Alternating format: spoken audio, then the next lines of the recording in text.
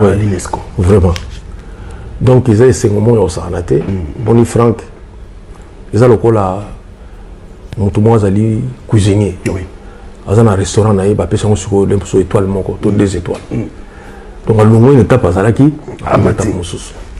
Donc Rumba, ils ont inscrit les lots comme patrimoine immatériel et humanité. Oui. Il faut expliquer Batsoko permettre moi moquer batba comprendre l'axini. De l'axi que Moussala au Rumba, mode de vie au Rumba et même. Donc nengi tout se comportant na ki Rumba na biso. Ce que UNESCO lobby ezali richesse monene pona les deux Congo. Donc so peut-être besoin on a valeur té. Ce que UNESCO a rendre biso conscient. Et a rendre mokili conscient l'importance ya Rumba. C'est-à-dire so to kansaneti diamant kaka tout diamant dans les côtés d'un patrimoine immatériel puisque diamant ils ont nango na bamboke belé. Oui. Mais Rumba wana ezalaka na les deux Congo.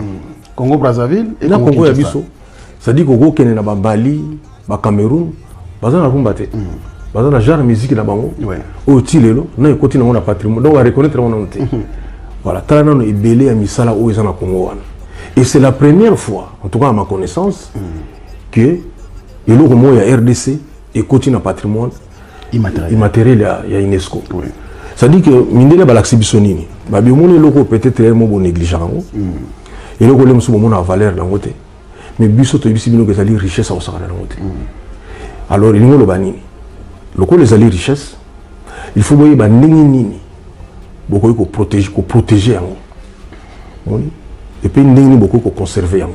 Très bien. C'est-à-dire ngolo laksanini. Et nous, par exemple, Sanyambele, nous en porcelaine, ils ont en verre, tout, nous sommes en argile, tout ça. Sanywana, ce que nous avons belé et pas soukaka. Mais ce que nous protégeons, ce que nous protégeons un jour, on dit que vous avez non. Mais est-ce que vous continuez à conserver parce que quand vous avez Sanywana, vous protégez un jour, pour que vous ayez pas soukaka. Mais vous avez aussi le Canada. Bato bazala soka silika bano buka biloko ndako kaka sani wana bobami wana mabele donc valeur na ngomba moko ici ya ngone sala kasiko ke bako pesa bako reconnaître eloko moko ya mboka na bino comme patrimoine universel ya humanité mais soki bozo prendre na ngo soin bien té to bobami wana mabele ni wana ba retirer bino ezelo moko ya libelaté eza neti to mona ba cuisiner musu na France to ba restaurant musu ezali 5 étoiles to 4 étoiles. Mais ceux qui basent mon indicateur qui 4 étoiles, ils ont continué. Bah retirer dans le au comme il a trop. D'accord. Ah, il y a un moment où on allait en France, awa, cuisinier mingi, bah ça là, bah burn-out, bah ça là, bah crise, bah stress, bah tout ça parce que bah l'homme les 4 étoiles mon quoi. Déjà quoi bah quitter sur valeur. Est-ce que Congolais n'a pas dit ma niveau le va reconnaître culture d'Abisso. Ils ont un souci ma. Tout le souci que UNESCO lobby non. Tout le monde roule bossa n'a pas le mot. Tout retirer d'Abisso. Il faut y bango donc ça dit que si il y a le mot monene au sakanate il ngolo ba biso ba congolais Congo Brazza na Congo Kinshasa to la moka to za na richesse moko boye eleki diamant. Alors comportement nini to ko bino boza ba artiste ezalo ko bino boza ba créateur même ya rumba moto ko ba mais biso ba consommateur auto consommera bino to adopter comportement nini de quelle manière to ko protéger valeur la rumba. Voilà, déjà, merci pour la question. Déjà, en tant que consommateur de rumba, il faut consommer. Par exemple, au sommet, Moussuni Mogoboy, au Lian Lobby. Est-ce qu'on a Libana, tout est en Afrique? Voilà. Donc, il faut protéger notre artiste. Oui. Tout peut sa valeur. Parce que, ils ont le colanet, ils sont permettre, docteur Denis Mukwege. Bana Congo banana to prix Nobel non mais yi mutaliboso amemini biso prix Nobel bat bayo kaka li sola prix Nobel wana eza makambo ya kusakana na ngote ça dit que docteur wana azoki ba moyen o ezali likolo ya ba millions d'euros pona akwa ko continuer œuvre na eza lokwa korate eza lokwa te ba PC que komoko boyete prix Nobel eza likamo d'abord ya ba millions basolo la ngona ki millions voilà donc docteur wana lelo soki comité on a prix Nobel et pesa qui est parce que ba moni que non to encourager continuer musala na ozo ko ba moyen donc population et pesa biso sikoyo d'abord autres en ont besoin considération et puis ça biso ba moyen et le belape biso na ndenge ya bien pour esika awa UNESCO azo matsa rumbango biso moto zo mama be ya rumbango UNESCO tanga ko fa na taliboyo mais moto rumba kasi fala beta awa mais bato ba pesa de valeur aba donc eza ba mo bazo la mo boye parce un jour alors pour tout le monde na sujet wana ya autoza na lelo monstre d'amour osa quand même quelqu'un au soutien bio lelo ba te belé ba vanda pour bayoka il va comprendre marambo belé peut-être ba ko ignorer avant aujourd'hui reconnaissance wana au UNESCO APC vis-à-vis à Rumba. Oui. Mboka en soi. Congo. Oui, oui. Les deux Congo. Ils ont bénéficié de Nine. Le peuple congolais ils ont bénéficié de Nine.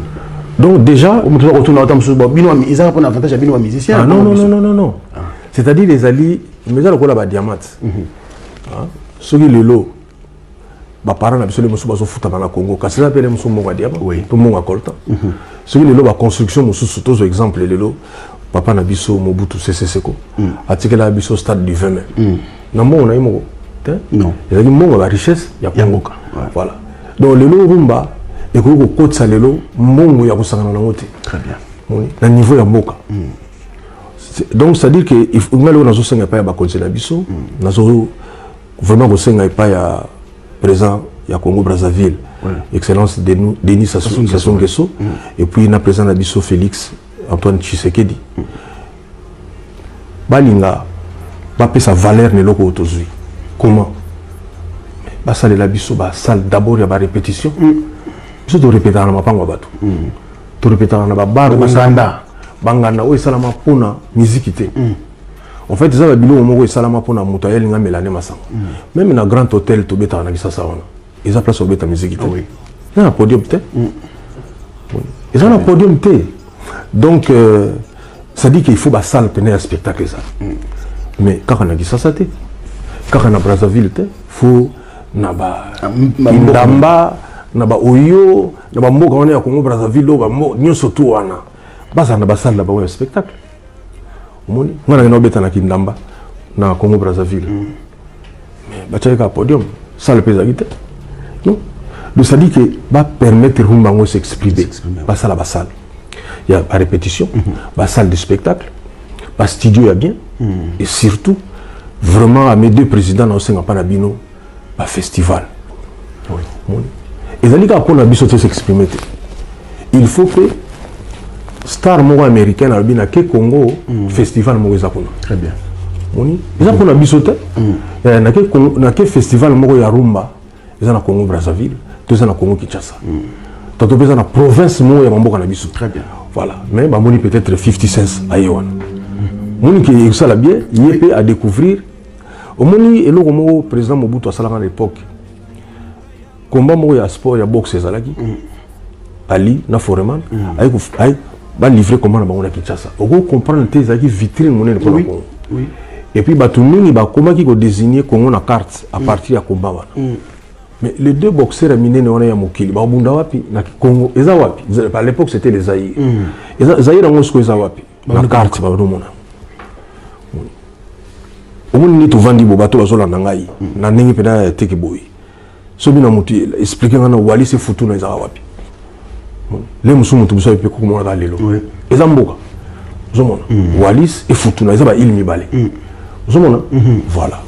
Donc ce qui veut dire que ce qui est comme moi, mon élève, le salaire, on a wallis sur le foutu na wana. Au moment où tu es en balamoko, on t'a décidé on a carte. Voilà. Donc moi je pense que les lots, les Cambo ya Congo, ba konjina biso, ba sale la biso ba tia ba pont. Au moment où na verbe mona lobaka na kati ya mboka, ata ba boîte ekomi mingi, po ya mboka ba buka ngoti. Voilà. Donc le ministre Oyo bâti la biso ba boîte na ba pont ebelé pour surtout le festival. Le festival ils ont très important pour na biso mo artiste ya bambo kango. Puis ba to mosusu ba découvrir ce festival sur la rumba. Oui. Donc mon taïbi que aya obeta style na ya musique mais na festival mo ya rumba. D'autant ba otala tala batouani si ba bibota la ba kolo rumba sko bayi. Oui. Très bien, il s'appelle Monstre d'amour. Moi je pense qu'à un moment donné, surtout toujours en Daïboye, à Fongola sur Horizon Moroboé qui nous pousse bien sûr à bien réfléchir.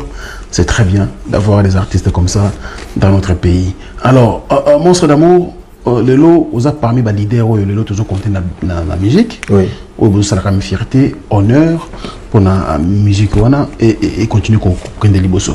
Mais avant, question en toi, c'était important. Les lots, ceux qui UNESCO m'a reconnaître Rumba, ils sont par rapport au thème, par rapport à nos danses, par rapport à style Nini. Nini, c'est l'UNESCO à reconnaître Rumba dans l'inscrit. Oui, c'est-à-dire d'abord, ils ont des marches sur les lotés. D'accord. Ils ont dit d'abord, il faut que port et Bandakal. D'accord. Il y a entre les deux Congos. Donc, à port na bango. Donc, ça fait plus de 100 ans que la Rumba. Ok. Vous comprenez? Ok. Donc, quand ça fait que pour Moutouma, Autobeta Nicolo, na ligne, na Mars, il y a un et ça qui va passer. D'accord. Tout le monde a autoté non, ça n'a rien à voir. Na kati il y a reconnaissance wana au mona koko na biso wendo azali maman na biso abeti masiki maman na biso chala mwana maman na biso mbili abel au mona ça dit que ba maman o nyoso ba sala fierté il y a musique na ba papa na biso ba luambo ba taboulé tout ça dit ba ebando ya siko mona to ba papa we ba Koffi Olomide ebando ya mona Jibin Piana Werason ebandi ko ya pona otanga ba kombote ko moni na ke ba Fali Baye ba Ferré ba Fabregas ba Héritier voilà donc biso surtout et sali siko ke batali ba habiter mode de vie oyo est très enrichissant oui enrichissante plutôt bon moni que non mode de vie oyo est richesse pour na kaka Congo, Afrique, mais reconnaître comme richesse, il y a monde. Si ce que les Congolais, ils ont la richesse. Et puis, ils gagnent autour du monde. Bateau, ils ont la richesse. Voilà. C'est ça le problème. Donc, tout le monde a des diamants, mais les diamants, ils ont la Congo. Coltan, ils ont la Congo, mais ils ont un peu partout dans le monde. Mais le mode de vie, ils ont la rumba, ils continuent. Ils ont la rumba. Il y a un mode de vie, mon bimba. Très bien. Ce qu'on est se comporte, quand on a tout là, quand on a musique na biso, qu'on l'a ta soit quand ba kobo ya bilamba ya ba griffe. Non. Je suis allé ba spectacle na biso. Même je suis allé na zomona misaki kilelo. On a zo rendre hommage pas ya Kulutu Jossar, pas ya ndekonanga Werason na Jibin Piana. Au mona ba danseur plutôt ba musicien, na ba danseuse, mo ba bina na batterie traditionnelle. On a pris ce sac na biso. On a mis ce rumba na biso. C'est-à-dire que les gens parce qu'on a terminé la main comme on a envoyé, non? Quand on a la culture, on a bisoté, mais biso ce que tu coach ça, on a la culture, on a bisoté, on a bisoté ça, on faut ça la propre. Faut soigner la particularité, mon boy. Au moment où on pas y d'accord. On a n'enga ma bête, t'as la bat chanter à Miné, par exemple, Afrique de l'Ouest. On a balata en des bisoté. Non. Parce que comportement des bisoté et puis sur le côté bah concert et bah congolais, quel que soit le colonna, il faut se peler. Tout ça, on a n'enga to bête à la batterie, tout ça, on a n'enga to binaka. Non, c'est intéressant. Donc, il y a un moni, habiter bateau, il y a une richesse. Il y a un ils ont rendre biso conscient, rendre mokili conscient. Tout à l'heure, c'est que les Congolais biso moto sont d'accord. Mais il faut tout séparer la makasi. Ça dit qu'ils ont dit le pan on a eu, ils ont la valeur parce que c'est quand même ça. Mais ça dit nous là les bosso, bâti courant na mai. Ils ont valeur. C'est que les gens ont été quand les gens $20,000. Tant que Baxi Nzela, Bati le pas on est comme sur $200,000. C'est ce qui se passe actuellement. Donc il faut que les Congolais que non rumba na biso faut tout kango s'exprimer. D'accord. Voilà parce que moni nzemo mona pesa papa et manazolo ba ke bato mo kilibalingo connaître te kaka ko reconnaître. Non, biso mo photo la ba liboso ko yeba valeur ya rumba na biso.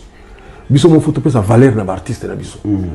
À partir de wana et là où ma musique na biso zalini au lieu ba fanatique ba soukaka na musique to salaka ba zone nga ba kota na vie privée na biso mais beaucoup na ba madouce belé beaucoup na ba madouce belé c'est dire net nga na lati kitoko bo limbisanga mais bo mo na kaleso na ngai mais bo zala dessus bo zala dessus parce que les musula soukola ki biete donc ça dit que non c'est pour souka na bilamba donc soukaka na apparence ozomo na wana souka na musique ya salaka abisi nzemo na ezali bien yoni ngoyeba mama na yenani ozongola ngoyeba camarade na yenani proche na yenani bona boye mais c'est triste.